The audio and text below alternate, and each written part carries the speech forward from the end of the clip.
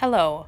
Are you looking for an assessment to identify a student's self-advocacy skills? This assessment, Advocate for Yourself, the Self-Advocacy Activities Guide, will provide you an assessment as well as 2 activities to help prepare students for self-advocacy regarding their disability. We will first discuss the self-assessment tool, which is the first tool in the upper left-hand corner. The self-assessment tool allows the student to go through each of the prompts and identify where they feel they are at with each skill.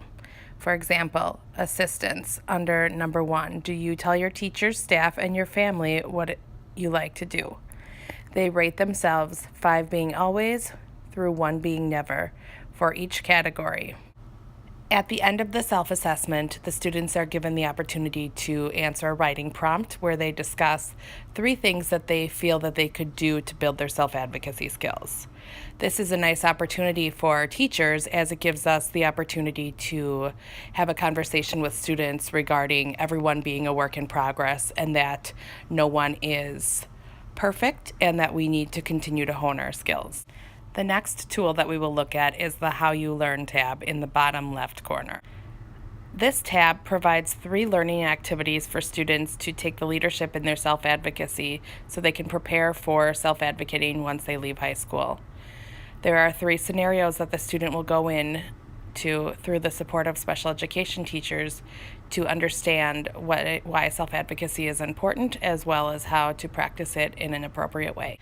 The next tab is the one-pager. Here, students will have the opportunity to develop a one-page document that is almost like an IEP at a glance that they can share to self-advocate for themselves. The one-pager comes from the I'm Determined project. It is a downloadable template that students can use to share information about their strengths, interests, preferences, and needs. This tool then can be used to support them in their self-advocacy. The bottom right-hand corner brings them to an IEP activity that, again, gives students the opportunity to practice self-advocacy skills prior to entering into an IEP meeting. There is a link to a podcast that discusses how to prepare for participating in your own IEP meeting, as well as a list of questions that students can prepare so they are ready to share this information at their IEP meeting. To find this tool on the Transition Improvement Grant Live Binder, you will need to go to Section 3, which is the Employment and Career Readiness section, and then move into the Self-Advocacy Assessments. From there, you will select Self-Advocacy Checklist, Student Self-Assessment. This will bring you to the tool that we just discussed. If you have any questions on this self-advocacy assessment or identifying assessments to pull out of the Transition Improvement Grant Age-Appropriate Transition Assessment Live Binder, please contact your local TAKE coordinator. Thank you for the awesome work that you do to help support students.